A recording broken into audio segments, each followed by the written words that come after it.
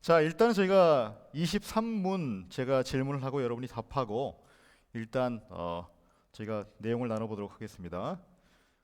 자, 23문 그리스도가 우리의 구속자로서 하시는 직무가 무엇입니까?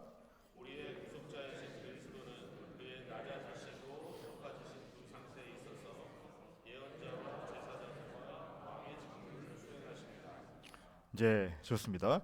자, 그러면 일단 저희가 따로따로 이렇게 세 가지 직분을 나누기 전에 저희가 구약에서 그러면 어떻게 이런 구속자로서의 세 직분을 이야기하고 있고 왜 그리스도께서 이렇게 세 가지 직분 또는 세 가지 직무를 수행하셔야 되는지 좀 배경을 살펴보겠습니다.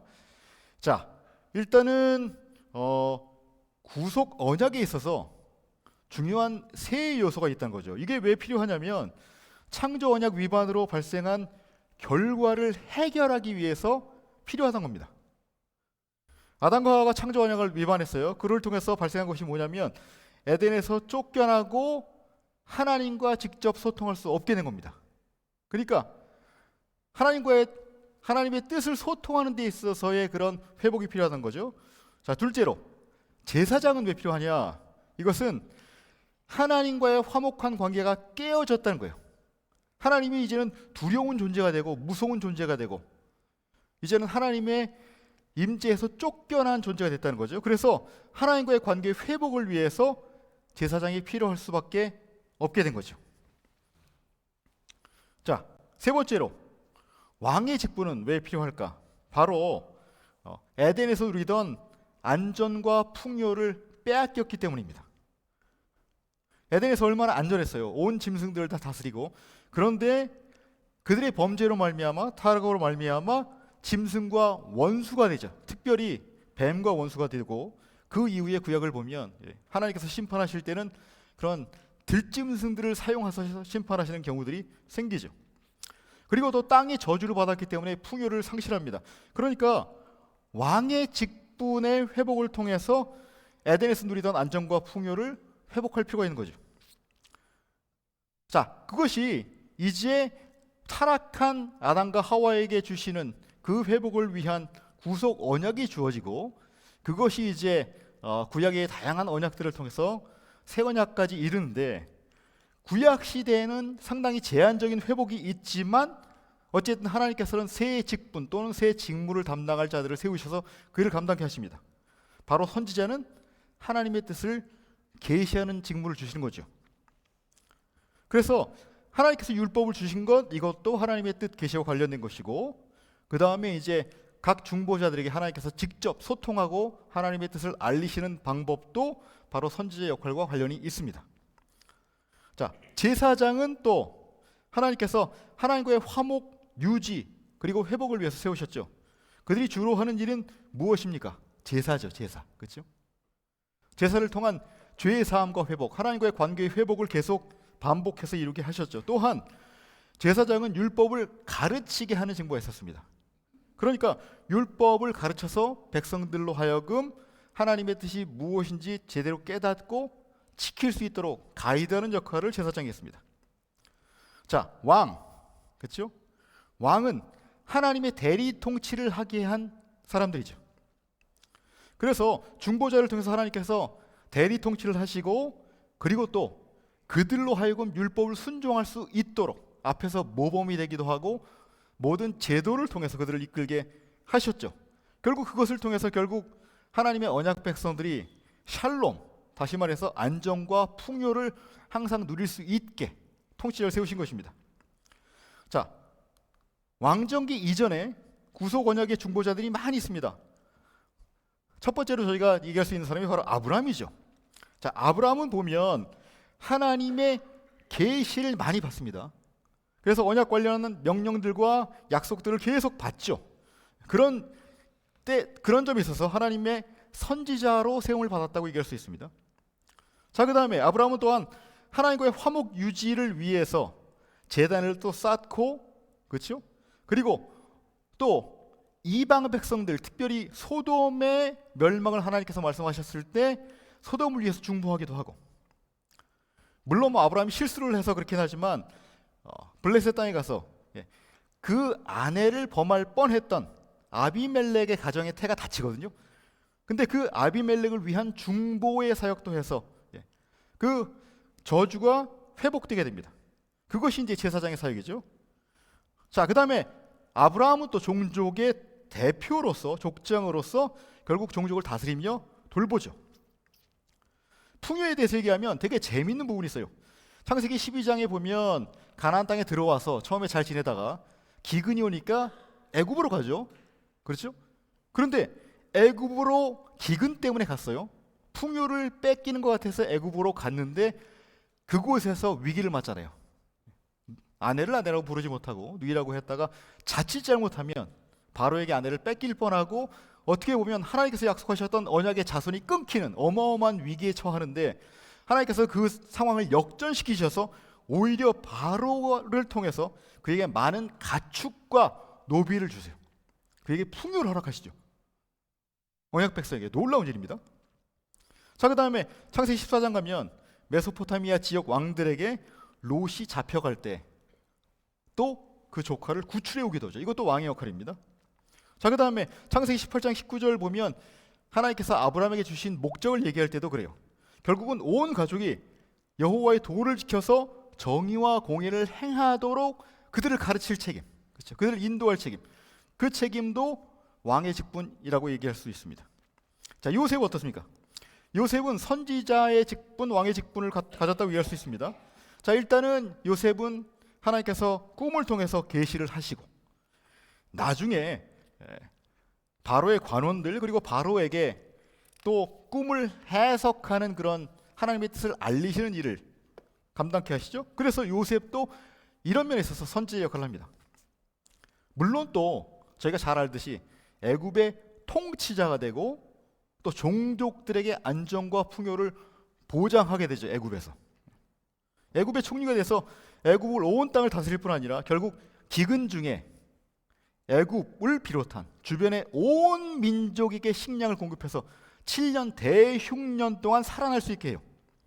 특별히 야곱의 온 가족의 생명을 보호하고 그들에게 풍요를 공급하죠. 자, 이런 면에 있어서 요셉도 왕의 직분도 감당했다고 얘기할 수 있습니다. 모세는 어떻습니까? 모세는 아주 대표적인 선지자라고 얘기할 수 있습니다. 하나님의 계시를 하나님께 직접 받은 사람이에요. 호렙산에서 이스라엘의 구원의 계획을 받기도 하고 나중에 또 시내산에 올라가서 율법과 규례를 받기도 하고 그렇죠. 나중에 신명기 18장 15절에서 22절을 보면 하나님께서 나중에 보낼 참 선지자를 얘기하시는데 나와 같은 선지자라고 얘기합니다. 그러니까 모세는 정말 가장 대표적인 모범적인 이상적인 선지자라고 얘기할 수 있습니다. 자, 그는 또 하나님께 받은 계시를 가지고 백성들에게 그 뜻을 알리기도 하고 바로에게 하나님의 뜻을 알리기도 하고 그렇죠? 상당히 많은 선지자의 역할을 감당합니다. 그는 또 제사장의 직분도 감당합니다. 물론 아론을 세워서 이제 제사장을 삼고 그 자손들을 제사장들과 레위로 그 레위 지파로 삼아서 그들로 많은 기능을 감당케 하시지만 그가 상당히 제사장의 직분과 가까운 것을 많이 감당하죠. 특별히 애굽에 내리신 10가지 재앙들이 있었는데 물론 다 중보를 하지는 않지만 그 중에 몇 번은 모세가 애굽에 내리신 재앙 취소를 위해서 중보합니다. 그렇죠? 특별히 바로가 너희는 나를 위해서 기도하라는 부탁을 받고 중보해서 애굽에 내리신 재앙들을 제거한다는 거죠. 자, 그 다음에 광야 생활 중에서 이스라엘 위해서도 여러 차례 중보하죠. 그들이 금송아지 사건을 통해서 하나님을 배신했을 때 자신의 생명을 걸고 중보합니다. 만나와 메추라기 사건을 통해서 또 배신했을 때 또 중보합니다. 상당히 많은 사건들을 통해서 하나님의 백성들이 하나님께 버림받지 않도록 중보를 하죠. 그리고 결국은 제사장과 레위인을 세우고 제사에 관한 규례를 가르치는 제사장의 그런 직분도 감당합니다. 또 모세는 광야의 이스라엘 백성을 통치한 어떻게 보면 왕이라고 할 수 있습니다. 그렇죠? 그래서 처음에는 혼자서 모든 백성들을 다 다스리고 모든 재판을 다 담당하다가 결국은 나중에는 지도자들을 세워서 그 일을 감당케 하죠. 그렇죠? 그뿐이 아닙니다. 이스라엘의 대적이 쳐들어왔을 때 그들을 물리치고 백성들의 안전을 보장하는 역할도 합니다. 애굽도 물리쳤죠. 출애굽기 17장 보면 아말렉도 물리쳤죠. 민수기 21장 보면 호르마 전투에서도 승리하죠. 요단 동편도 점령하죠. 미디안도 물리칩니다. 이런 전쟁을 앞장서서 수행한 사람이 바로 모세입니다. 자, 그리고 풍요에 있어서 또 흥미로운 게 그들이 불평할 때 하나님께 기도해서 물과 음식을 공급하죠. 때로는 물이 없어서, 때로는 음식에 대해서 불평할 때 만나와 외출하기를 내리고. 자, 물론 하나님께서 주신 것이지만 모세를 통해서, 그를 통해서 백성들에게 풍요를 공급하게 하시는 역할을 하니까 그것도 왕의 역할입니다. 상당히 재밌어요. 그 이후에 보면 사무엘도 이런 역할을 감당합니다. 사무엘은 사무엘상 3장 20절을 보면 여호와의 선지자라고 불렸죠. 그는 여호와의 계시를 받은 사람이고 왕을 임명하기도 하고 여호와의 뜻을 백성들에게도 전하고 또 사울에게도 전하죠. 하나님께서 당신을 위한 이런 계획이 있다고 전합니다. 그를 왕으로 세울 때뿐 아니라 하나님께 버림받았음을 알릴 때도 하나님의 계시를 듣고 알리는 역할을 합니다. 제사장의 직분도 감당합니다. 그래서 위기 때마다 여호와께 중보기도를 드리면서 제사를 주도합니다. 자, 또 이스라엘의 통치자 역할도 하죠. 그래서 사무엘상 7장 6절 15절 보면 미스바에서 이스라엘을 다스린 사람입니다. 물론 그 이전에 사사 시대에 많은 사사들이 그런 왕의 역할을 감당했지만 특별히 사무엘은 아브라함, 요셉, 모세에서 계속 이어지는 이런 종합적인 지도자의 역할, 중보자 역할을 감당하는 인물이 되는 거죠. 자, 그래서 이 사실은 전쟁에도 마찬가지예요. 그 사무엘도 블레셋과의 전쟁 시 승리를 해서 샬롬을 가져오는 인물이 되죠. 그가 가져온 그 승리 중에 대표적인 사건이 바로 에벤에셀 사건이죠. 그렇죠? 자, 그 이후에 잠깐만요. 하나 넘어왔네요. 왕정기가 되면 이제 하나님께 이제 사무엘이 이제 죽게 되고 그의 아들 죽지 않았죠. 그러니까 그의 아들들에게 이제 그 통치하는 역할을 맡겼는데 그들이 타락을 하니까 백성들이 불평을 해서 드디어 왕을 세우게 되죠. 그래서 왕정기가 시작됩니다. 자, 그러니까 저희가 일단 왕부터 먼저 할게요. 자, 왕은 하나님께서 하나님의 언약 백성을 다스리도록 하는 역할을 하고 있죠. 첫 왕이 물론 사울입니다. 근데 사울은 되게 재밌어요. 이스라엘 통치자로서 왕으로 임명되고 이방 대적들과 전쟁을 벌여서 이스라엘을 구원하고 승리하는 역할을 합니다. 그렇죠? 상당히 긍정적이에요. 근데 뒤에 가면 하나님께 버림받잖아요. 흥미로운 게 뭐냐면 그렇게 안전을 보장해야 되는데 나중에 사무엘상 17장에 가면 골리앗을 비롯한 그 블레셋 백성이 쳐들어왔을 때 앞에 나서서 백성들을 구원하지 못합니다. 상당히 아이러니죠. 왕인데, 그렇죠? 그리고 또 백성들에게 풍요를 공급해야 되는데 되게 재밌는 게 버림받은 이유가 뭡니까? 결국 아말렉을 침략해서 그들의 속한 모든 것, 가축과 짐승과 모든 것을 다 진멸하라고 했는데 좋은 것들을 남겨두잖아요. 그렇죠? 스스로 백성들에게 풍요를 공급하고자 하나님의 명령을 어긴 거예요. 그러니까 왜곡된 왕의 모습이죠. 사울의 또 흥미로운 모습은 예언자로서, 선지자로서의 역할도 살짝 있었다는 거예요. 그렇죠? 그래서 사무엘상 10장 5절 13절을 보면 여호와의 영이 임해서 살짝 짧은 시간 예언을 한 적도 있습니다. 그런데 나중에 사무엘상 28장에 보면 그가 완전히 맛이 갔을 때 신접한 여인을 통해서 사무엘이 혼을 불러내서 계시를 듣는 아주 이상한 모습이 등장하죠. 원래는 여호와의 영이 임했던 사람이에요. 그렇죠?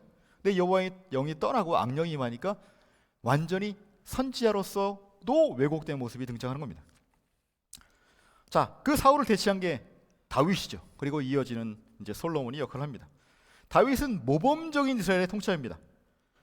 하나님의 임명을 받아서 왕이 되고 그리고 이방 대적들과의 전쟁을 통해서 이스라엘 구원하고 가나안 전역을 차지합니다. 그리고 블레셋, 아멜렉, 모압, 에돔, 암몬 그 주변의 족속들을 다 복속시키고 그들에게 조공을 받는 어마어마한 왕국을 건설하게 되죠. 자, 그는 또 대표적인 언약 백성의 모범으로 항상 하나님을 의지하고 순종하는 모습을 갖습니다. 물론 나중에 이제 바세바 사건이 있긴 하지만, 그리고 사무엘하 12장 30절 31절을 보면 전쟁에서 승리해서 노량물과 또 많은 노예들을 확보해서 이스라엘의 풍요를 가져옵니다. 이게 왕으로서의 아주 놀라운 모습이에요.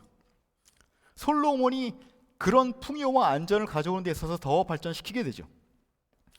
그리고 또 놀라운 것은 여호와의 통치를 대리해서 공의로운 통치를 합니다. 그래서 정의와 공의의 통치를 시행했다고 사무엘하 8장 15절에서 얘기하고, 나중에 솔로몬도 마찬가지예요. 스바 여왕이 와서 그의 치세를 보고 칭찬하면서 여호와께서 당신을 통해서 정의와 공의를 행하게 하셨다. 하나님께서 원하시는 통치를 이루게 하셨다. 온 언약 백성이 언약의 복을 누리게 당신이 올바른 통치를 한다. 이렇게 칭찬을 하게 되죠. 그리고 이제 그 이후에 많은 이스라엘과 유다의 왕들이 이제 일어나고 쓰러집니다. 선지자는 하나님의 계시를 듣고 백성에게 전하는 인물들이죠. 많은 선지자가 있습니다. 그렇죠? 그런데 나중에 보면 북이스라엘 시대가 되면 엘리야와 엘리사는 특별한 역할을 감당합니다. 그들은 선지자로서 하나님의 계시를 듣고 백성에게 전하고 하나님의 능력을 대행하고 할 뿐 아니라 어떻게 보면 제사장의 역할도 감당을 하죠. 특별히 갈멜산에서 번제단에 달을 쌓고 하나님께 드린 제사도 대표적이죠. 왜 그렇습니까? 왜냐하면 북이스라엘에서는 특별히 여로보암 이후에 율법을 따라서 제사장을 임명하지 않았습니다. 북이스라엘 여로보암 왕은 이스라엘 두 곳에 금송아지를 세우고 레위가 아닌, 레위 지파가 아닌 아무나 다 제사장으로 삼았어요. 그렇죠? 그러니까 제대로 된 제사장이 없죠. 그러니까 이 북이스라엘에서는 엘리야와 엘리사가 제사장의 역할도 감당하게 되는 거죠. 그리고 그 이후에 이제 많은 선지자들이 하나님의 뜻을 전하죠. 하나님의 계시를 통해서 백성들을 꾸짖기도 하고 그들을 위로하기도 합니다. 제사장은 아론의 자손들이 그 직무를 담당하죠. 특별히 이제 제사 직무를 많이 담당을 했고, 많은 다양한 제사를 통해서 결국 하나님과의 화목을 유지하는 데 중점을 두죠. 그 중에 대표적인 날이 이제 대속죄일이죠. 1년에 한 번 대제사장이 지성소에 들어가서 온 언약 백성의 죄를 사하는 그런 예식을 드리는 날이죠. 그리고 또 그들은 또 예배와 성전 관리도 담당을 하고 백성들에게 율법을 가르치는 역할을 합니다. 특별히 다윗과 솔로몬 때는 그 제사장과 레위 자손을 정비를 해서 그들에게 맡은 역할을 정확하게 규정하고 많은 직분자들을 세우게 되죠. 자, 그런데 이 왕정기 때 이런 구속언약의 중보자들이 타락을 하게 되고 온 백성들에게 심판을 가져오게 됩니다. 왕들이 타락하죠. 왕들은 여호와의 말씀을 듣지 않습니다. 앞장서서 우상 숭배를 일삼습니다. 여호와를 의지하지 않습니다. 그래서 유다의 아주 의로운 왕이라고 생각할 수 있는 히스기야조차도 위기가 닥쳤을 때 하나님만 의지하지 않고 스스로 전쟁 준비를 하고 이방 나라의 외교를 통해서 그 일을 해결하려고 하죠. 그리고 또 나중에 시드기야 같은 왕은 보면 완전히 말년이죠. 그때가 되면 백성들을 수탈하고 압제하는, 나라가 정말 토탄에 빠졌는데 그때 막 궁을 짓고 백성들을 동원하는 그런 아주 악한 왕이 됩니다. 그러니까 이 왕정기 말기에 가면 예레미야 2장 8절에 가면 이런 얘기 있어요. 제사장들은 여호와께서 어디 계시냐 말하지 아니하였으며 율법을 다루는 자들은 나를 알지 못하며 관리들도 나에게 반역하며 선지자들은 바알의 이름으로 예언하고 무익한 것을 따랐다. 그러니까 하나님께서 세우신 모든 중보자들이 다 타락했다는 거예요. 왕들도 그렇지만 거짓 선지자들도 마찬가지입니다. 거짓 선지자들이 출현해서 자기의 탐욕을 채우려고 예언합니다. 거짓으로. 그렇죠?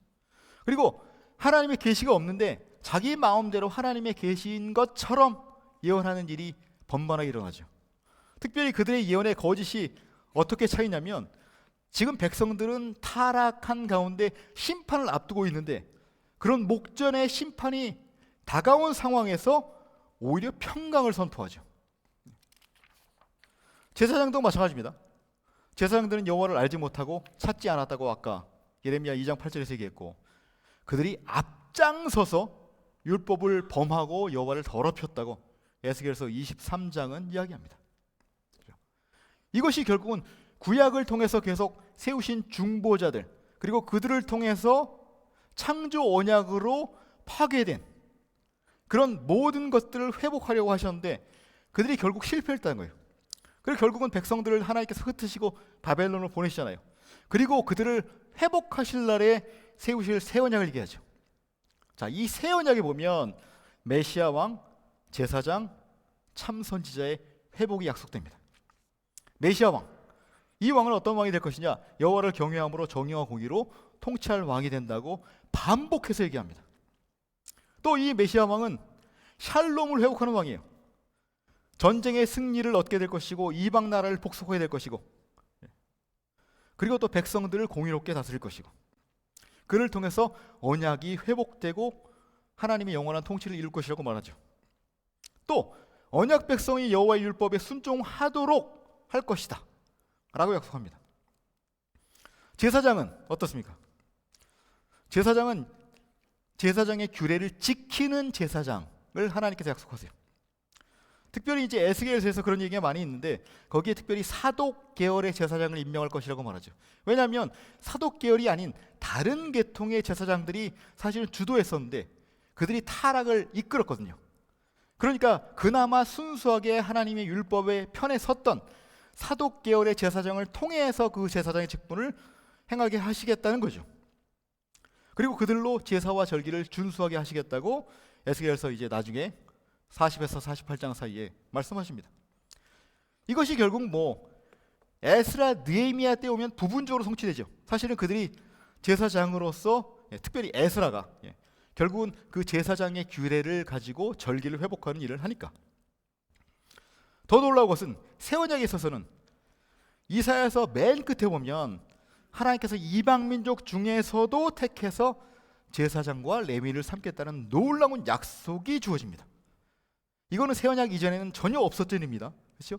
아론의 자손들을 통해서만 이 직분이 유지됐었는데 새 언약 때가 되면 달라진다는 거죠.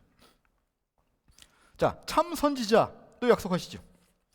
물론 신명기에서 이미 하나님께서 여호와께서 계시하신 예언만 선포하고 그 예언이 성취될 참 선지자를 세우실 것이다 이렇게 약속을 했지만 그 이후에도 많은 선지서를 통해서 참 선지자가 나올 것이라고 예언이 됩니다. 특별히 아까 우리가 읽었던 그 부분, 누가복음 4장 부분이 바로 이사야서 61장 1절에서 3절 부분을 인용한 거거든요. 결국 하나님의 구원을 선포하고 희년을 선포하고 백성들을 해방하고 그들에게 샬롬을 통치를 이룰 그 인물을 하나님께서 약속하시죠. 말라기에 보면 또 두 사자를 소개합니다. 한 사람은 여호와의 사자라고 하고 그 여호와의 사자의 뒤를 이을 또 하나님의 내 사자라는 인물이죠. 자, 이 두 인물은 결국은 나중에 시작이 오면 세례 요한과 예수 그리스도 이제 이렇게 연결이 되는데 그것이 바로 선지자에 대한 참 선지자에 대한 예언입니다. 그래서 예수님께서 오셨을 때 나를 누구라고 하느냐 할 때 많은 제자들이 아주 대표적으로 선지자라고 얘기를 하는 거잖아요. 그렇죠? 자, 그런데 또 선지자의 출현에 있어서 놀라운 측면이 또 등장을 한다면 이것이 뭐냐면 회복될 남은 자들에게 확장이 될 선지자의 직분에 관한 거예요. 이게 뭐냐면 여호와의 영의 임재. 예레미야 31장에서는 그 새 언약 약속에서 율법이 마음에 기록돼서 여호와를 온전히 알고 경외할 것이다. 이것을 에스겔서의 예언과 만약 합하면 결국 여호와의 영이 임하셔서 하나님의 뜻을 온전히 알게 되는 거죠. 하나님의 뜻을 구약에서는 누가 압니까? 선지자가 계시를 통해서 알게 되는 거잖아요. 근데 그것이 이제는 새 언약에 속할 회복된 남은 자에게 모두 주어진다는 거예요. 그것이 극적으로 예언된 것이 바로 요엘서 2장이죠. 만민에게 여호와의 영이 임해서 그의 뜻을 알리실 것이고 그들이 여호와의 이름을 불러서 구원을 얻게 될 것이다. 그 말씀을 통해서 결국은 새 언약 때가 되면 그 선지자의 직분도 이제 새 언약의 백성들에게 주어질 것이다. 확장될 것이다. 얘기합니다. 자, 그런데 이 새 언약 약속에 있어서 상당히 재밌는 인물이 있어요. 바로 이사야서에서 약속되어 있는 여호와의 종입니다. 이 여호와의 종은 왕과 선지자와 제사장의 모든 직분, 직무를 다 갖고 있어요.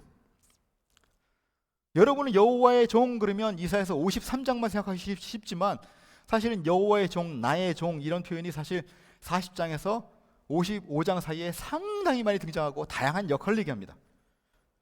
자, 특별히 42장, 49장 같은 데 보면 심판 중에 있는 언약 백성과 이방을 구원할 왕, 여호와의 영이 임해서 이제 이방의 정의와 통치를 베풀 통치자로 제시를 하죠. 여호와의 종이에요. 그런 면에 있어서 고레스는 어떻게 보면 아주 제한적으로 이런 여호와의 종 같은 인물이기도 하죠. 백성들을 구원함에 있어서. 또 그는 선지자 역할을 합니다. 그래서 이사야서 50장 4절에서 9절 같은 데 보면 그가 여호와의 뜻을 배웁니다. 마치 제자처럼 하나님께서 직접 그에게 가르치셔서 하나님의 뜻을 깨닫고 하나님을 의지하는 인물이에요. 그래서 이사야서 53장을 보면 여호와를 아는 지식을 가지고 그 고난의 종이 하나님께서 맡기신 역할을 감당하는 거죠. 또 제사장으로서 고난과 죽음을 통해서 언약 백성의 죄를 대속하는 속건 제물의 역할을 하죠. 물론 이제 속건 제물은 사실은 자기 죄 때문에 사실 드리는 속건 제니까, 그래서 상당히 많은 학자들은 속건 제물이라고 표현되어 있지만 화목 제물로 보는 것이 좋다, 의미상. 그래서 신약에서는 화목 제물이라고 부르죠, 그리스도를. 그러니까 하나님과의 관계를 회복시키기 위해서 고난의 종, 여호와의 종이 고난을 받고 죽는 거죠. 그리고 물론 고난 이후의 영화가 언급되어 있기 때문에 나중에 부활도 예견한다고 말하는 학자들도 많이 있습니다. 그리고 또 이사야서 53장 12절 보면 그가 많은 범죄자를 위해서 중보했다 라는 말씀도 있죠. 중보의 역할은 제사장의 역할입니다. 그렇죠? 자, 이게 구약의 배경이에요. 그러면 신약에 와서 그러면 이렇게 새 언약의 중보자들을, 메시아 왕, 참 선지자, 참 제사장을 약속하시고 또 여호와의 종을 약속하셨는데 예수 그리스도는 어떤 분이시냐? 바로 이 새 직분, 새 직무를 다 성취하신 분이다. 그렇게 얘기할 수 있습니다. 자, 그래서 우리가 그리스도를 얘기할 때 구속의 새 직분, 새 직무를 성취하신 새 언약의 중보자 이렇게 얘기할 수 있습니다. 자, 첫 번째로 우리가 예언자 또는 선지자의 직무를 얘기하겠습니다. 그리스도께서 어떻게 선지자의 직분을 이걸 읽어죠. 그리스도가 예언자의 직무를 어떻게 수행하십니까? 그리스도가 예언자의 직분을 수행하시면 그의 말씀과 성령에 의하여 우리의 구원을 위한 하나님의 뜻을 우리에게 계시함으로써 하십니다. 그렇죠. 하나님의 뜻을 계시하시는 것이 상당히 대표적인 직분인데 예수께서 구약에 이미 세우셨던 예수 그리스도의 그림자들, 하나님의 계시를 알렸던 그 직분을 온전히 성취하시는 거예요. 그리스도는 선지자로 이 땅에 오셨습니다. 어떤 면에 있어서 그의 사역에 있어서 상당히 많은 부분이 가르치고 전도하시는 일이에요. 하나님의 뜻을 알리시는 겁니다. 회개와 천국 복음을 전포하신 것이고요. 특별히 마태복음 5장에서 7장을 뭐라고 부릅니까? 산상순이라고 부르죠. 왜 산에서 특별히 모세는 너에게 이렇게 일렀지만 나는 너에게 이렇게 이르노니 왜 하셨을까요? 바로 그 율법을 제대로 해석하신 거죠. 모세가 가졌던 선지자의 역할을 새 모세로서, 온전한 모세로서 가르치신 겁니다. 자, 그리고 그는 또 구약에 있었던 참 선지자에 대한 예언의 성취라고 여러 부분에서 얘기를 합니다. 마태복음 13장에서는 그 예루살렘의 지도자들이 예수님의 말씀을 듣지 않은 것을 가지고 이것은 이사야서 6장 9절에서 10절에 얘기했던 그 선지자의 예언의 성취다. 그렇죠. 그렇게 얘기하기도 하고 마태복음 17장에 가면 변화산에서 모세와 엘리야와 함께 보이시고 자신이 말라기가 예언했던 바로 언약의 사자다. 이렇게 말씀하세요. 오늘 아까 우리 처음에 읽었던 누가복음 4장 18절에서 21절을 보면 이사야서 61장 그 부분을 인용하시면서 결국 주빌리의 복음을 선포할 그 선지자, 그 예언이 지금 성취됐다 말씀하시죠. 사도행전 3장 20절에서 보시면 신명기 18장 15절 19절 인용하면서 모세가 예언했던 그 선지자로 오셨음을 얘기합니다. 그리고 히브리서 1장 1절 2절을 보면 그전에는 선지자를 통해서 말씀하셨는데 이제 마지막 날에는 하나님께서 아들을 통해서 말씀하셨다 라고 하면서 예수께서 그 온전한 참 선지자로 이 땅에 오셨음을 이야기하죠. 예. 자, 그런데 여기서 그치지 않습니다. 예수께서 성취하신 사역이 예수께서 그 이전에 말했던 선지자로 오셨다로 끝난 것이 아니라 승천 후 성령을 언약 백성에게 보내셔서 이제 백성들이 친히 선지의 역할을 감당케 하신다는 거예요. 요한복음 14장에서 16절을 보면 성령을 보내실 것을 반복해서 말씀하시죠. 그는 진리의 영이다, 성령이다, 보혜사다. 모든 것을 가르치시고 예수의 가르침을 생각하게 하실 것이다. 그리스도에 대해서 증언하실 것이다. 죄에 대해서, 의에 대해서, 심판에 대해서 세상을 책망하실 것이다. 진리 가운데를 인도하시며 장래를 알리실 것이다. 그렇죠. 그렇게 알려주세요. 선지자 대신 예수께서 성령을 통해서 백성들에게 친히 계시를 하셔서 백성들이 선지자처럼 깨닫게 하시는 거예요. 직접. 그리고 사도행전 2장에 가면 그 약속하셨던 성령 강림이 이루어지죠. 그래서 그 성령 강림에 임했던 그 많은 제자들이 각 민족의 방언으로 하나님의 큰일을 이야기하게 됩니다. 그러니까 예수님만 선지자가 아니라 성령의 임재를 얻게 된 그날의 제자들, 그들도 다 선지자가 된 것이죠. 그렇죠? 자, 거기서 끝나지 않죠? 이제 예수께서 관 새언약 백성은 성령이 임재하시니까 하나님의 뜻을 가장 잘 아시는 그 성령께서 계시니까 그 하나님의 마음을 깨닫고 그 뜻을 분별할 수 있게 되죠. 그게 놀라운 일입니다. 그러니까 이제 예수께서 이루신 사역은 구약의 중보자들이 보이셨던 그 그림자의 참모습만 보이신 것이 아니라 성도들에게도 그 직분을 이제 주신 거라고 얘기할 수 있습니다. 자, 선지자 그렇습니다. 자, 그러면 제사장, 그리스도가 제사장의 직무를 어떻게 수행하십니까?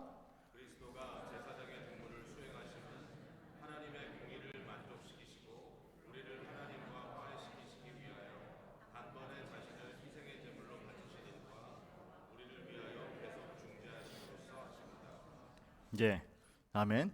결국 뭐예요? 하나님과의 관계 회복, 화목에 상당히 중점이 잡혀 있죠. 하나님과의 관계의 유지 회복입니다. 특별히 히브리서는 예수님께서 대제사장으로 이 땅에 오셨음을 반복해서 아주 강조해서 많이 얘기를 합니다. 대제사장으로 이 땅에 오셨는데 그는 구약의 제사장들과 비교할 수 없는 더 좋은 제사장이고 그는 완전하신, 온전하신 대제사장으로 오셨다 이렇게 얘기하죠. 그는 진짜 구약의 제사장보다 낫다는 것을 얘기하기 위해서 드는 예가 있습니다. 한 인물인데 그가 누굴까요? 멜기세덱. 그렇죠. 창세기 14장 보면 그 메소포타미아 족속들에게 가서 롯을 구하고 와서 멜기세덱을 만나서 그에게 11조를 주잖아요. 그렇죠? 자, 그런데 거기서 사실은 멜기세덱이 제사장의 역할을 한 거예요. 11조를 받았으니까. 재미있는 건 뭐냐면 이 히브리서 기자의 논리가 놀라워요. 멜기세덱이 아론보다 훨씬 앞서지. 그리고 멜기세덱은 그 근원을 알 수가 없지. 바로 예수 그리스도가 대제사장 되신 것은 아론의 자손이 아니라 멜기세덱의 반차를 따라온 것이니까 아론 계열의 제사장보다 훨씬 나은 분이고 훨씬 뛰어나고 온전하신 분이다 이렇게 얘기를 합니다. 그는 또 거룩하고 악이 없고 더러움이 없고 죄인에게서 떠나 계시고 하늘보다 높이 계시니 이렇게 히브리서 7장 26절은 얘기하죠. 구약의 제사장들은 죄인들이었어요. 스스로가. 그렇죠. 그러니까 대속죄일의 대제사장도 지성소에 들어가기 위해서는 스스로의 속죄를 위한 여러 가지 예식을 하고 들어갔었어야 돼요. 그렇죠. 하지만 예수님은 깨끗하고 온전하고 거룩하고 죄인에게 떠나 계시고 완전히 죄와 관계 없는 분으로 오셨으니까 얼마나 더 좋은 대제사장이십니까? 그는 거기서 그치지 않아요. 인간만이 아니고 인간의 모습으로 100% 인간의 모습으로 오셨지만 영원한 하나님의 아들이 이 땅에 오신 것이죠. 그게 놀라운 일이에요. 만약에 인간의 모습으로 오시지 않고 그냥 영으로만 오셨다면 어떠셨을까? 그렇죠? 물론 인간의 그런 어려움들, 고통들 그런 거 다 아셨겠지만 특별히 인간으로 오셔서 그가 시험을 당해서 고난을 당하셨기 때문에 그가 체휼할 수 있으신 거죠. 우리와 똑같이 느끼고 우리가 얼마나 힘들어하는지 아파하는지 다 알 수 있으신 거죠. 그러니까 우리를 도우시는 데 있어서 너무너무 놀라운 사역을 감당하신다는 거예요. 그는 또 대제사장일 뿐 아니라 스스로를 단번에 제물로 드리신 또 그런 속죄의 제물입니다. 세례 요한이 예수님이 처음 만났을 때부터 세상 죄를 지고 가는 하나님의 어린 양이다 이렇게 얘기하고 나중에 요한 1서에 보면 회목 제물이었다 이렇게 얘기를 하지만 그는 백성의 죄를 위해서 자기를 들여서 단번에 속죄를 이루셨습니다. 단번에. 구약 시대의 속죄는 어땠어요? 계속 반복되죠. 죄를 지을 때마다 반복해야 되고 온 민족의 죄를 사하는 대표적인 예식인 대속죄일도 해마다 그렇죠? 그런데 예수님은 단번에 이루신 거죠. 단번에. 그러니까 이제는 언약 백성이 히브리서 4장 16절 보면 은혜의 보좌 앞에 담대히 나갈 수 있다고 얘기하죠. 은혜의 보좌가 뭡니까? 하나님이 계신 보좌가 그냥 은혜가 넘친다는 겁니까? 그렇지 않죠. 은혜의 보좌는 시은좌예요. 시은좌. 시은좌가 뭡니까? 언약궤에 있는 하나님이 앉아 계시다고 생각하는 그 왕좌. 그렇죠. 그게 시은좌예요. 시은좌가 은혜의 보좌입니다. 지성소 안에 있는 하나님의 권좌. 대제사장도 앞에 향을 엄청나게 피워놓고 그 지성소에 그 언약궤를 바라보지 못하게 했던. 근데 거기에 그 시은좌 앞에 우리가 담대히 나갈 수 있는 그런 권세를 얻었다는 겁니다. 거기서 끝나잖아요. 승천하신 그리스도는 하늘에서 하나님 보좌 우편에 앉아 계셔서 대제사장의 역할을 감당하고 계세요. 그렇죠? 우리를 위해서 항상 간구하세요. 놀라운 일이죠. 그렇죠. 이 중보 기도의 사역은 대제사장이신 예수 그리스도께 붙여서 얘기하기도 하고 로마서에서 보면 성령님의 사역으로도 얘기합니다. 사실은 그리스도의 영으로서 성령께서 사역하시니까. 근데 되게 재밌잖아요. 하나님의 보좌 우편에 앉으셔서 우리를 위해서 중보하시는 거예요. 얼마나 이펙티브 하겠습니까? 그 기도가. 바로 옆에서 물론 이렇게 얘기하면 약간 헷갈리긴 하지만 아버지 저 덕준이가 지금 상당히 힘들어한대요. 그리고 바로 옆에서 얘기하시면 얼마나 잘 들으시겠어요. 그렇죠. 물론 어렵습니다. 삼위일체가 복잡하기 때문에. 근데 이거를 우리가 공간적으로 인간적으로 그냥 쉽게 이해를 해도 놀라운 일이죠. 그 중보의 효력이란 것이 놀랍습니다.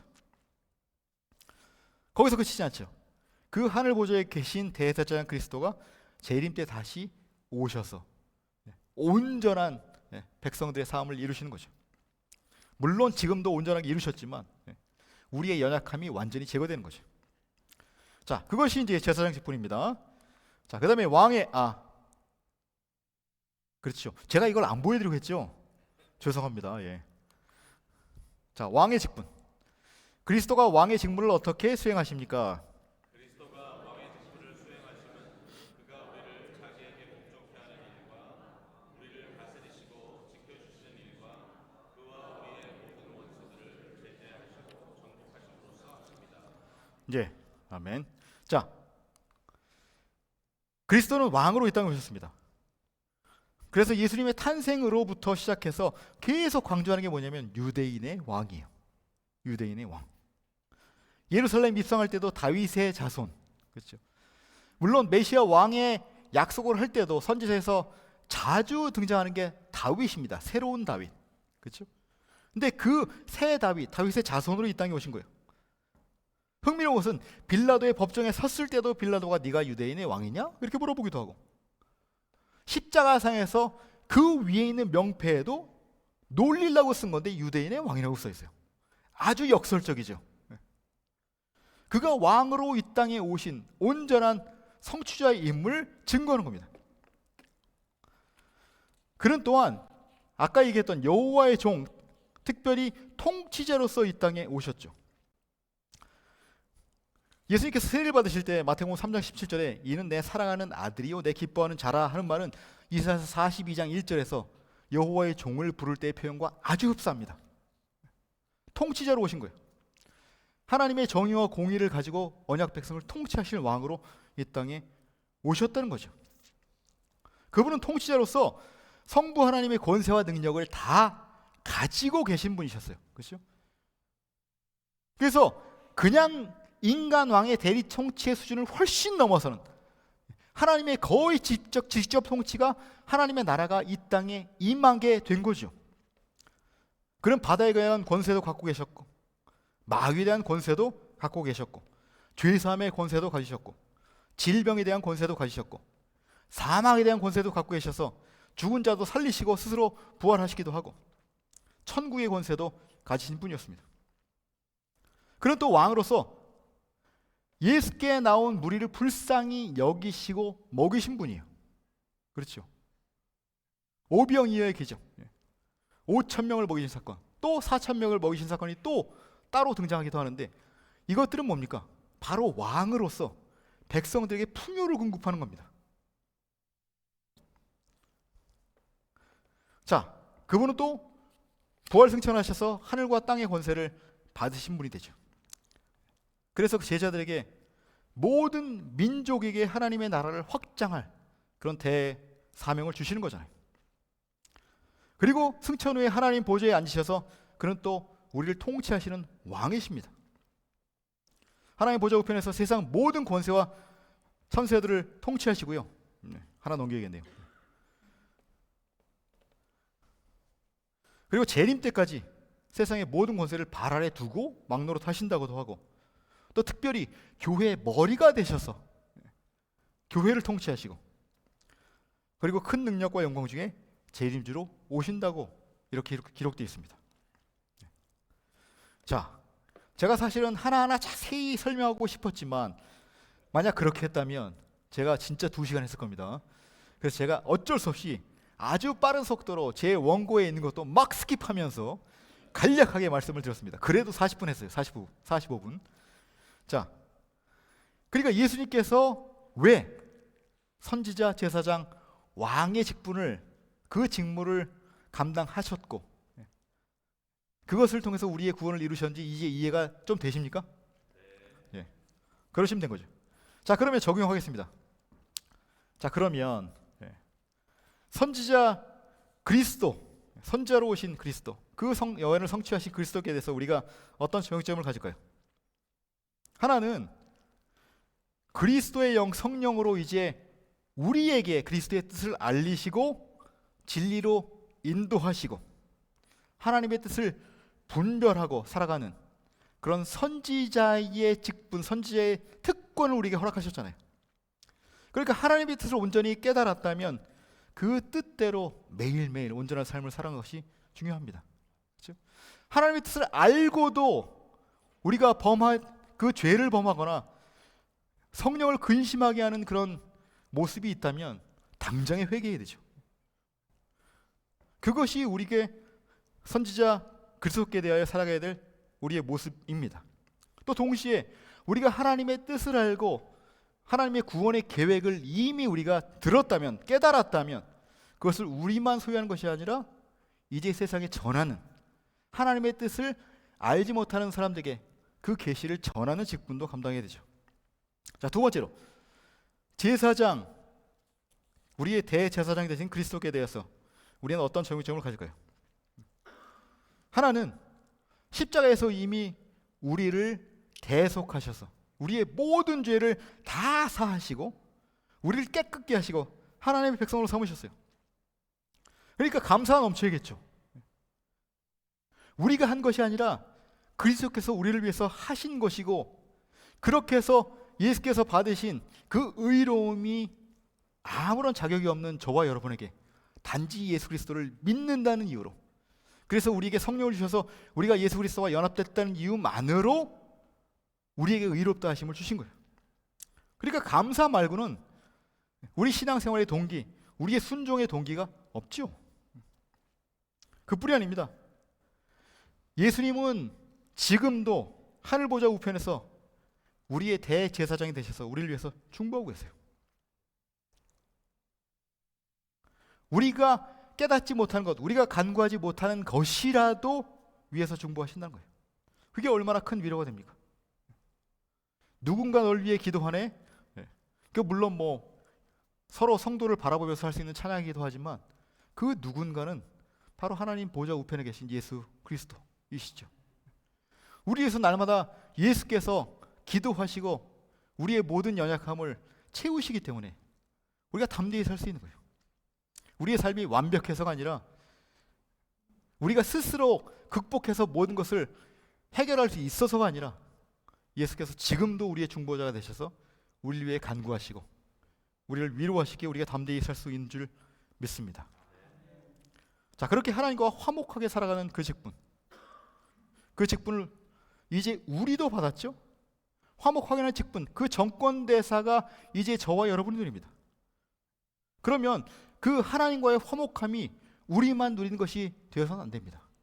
우리도 왕같은 제사장이 되어서 하나님의 덕을 아직 알지 못하는 불신자들에게 전달하는 그 직분도 감당하겠습니다. 자, 왕 대신 그리스도에 대해서 어떤 적용을 가질까요? 자, 그는 하늘 보좌에 앉아서 온 세상을 통치하시고 교회의 머리 되신다 그랬죠. 그러니까 우리의 왕 대신 그리스도께 우리가 드릴 것은 충성입니다. 충성. 왕께는 온전한 순종과 복종이 있을 뿐입니다. 그것은 왜 그렇습니까? 왕 되신 그리스도께서 우리의 모든 것을 다 채우시기 때문에 그렇죠. 우리의 안전을 지키시고 우리에게 풍요를 보장하시는, 우리의 삶의 일거수일투족을 지키시는 분이시기 때문에 우리가 그분께 충성과 헌신을 드릴 수 있는 겁니다. 또 하나는 우리가 살아가는 바로 이 현장, 여러분이 처해 있는 모든 현장은 다 하나님의 나라의 삶입니다. 그 그리스도가 통치하는 하나님 나라의 확장을 위해서 내가 오늘 무엇을 할 것인가 매일매일 순간순간마다 돌아보시면서 하나님의 통치가 이 땅에 성취되는 그날을 꿈꾸는 저와 여러분 되시기를 주님의 이름으로 축원합니다.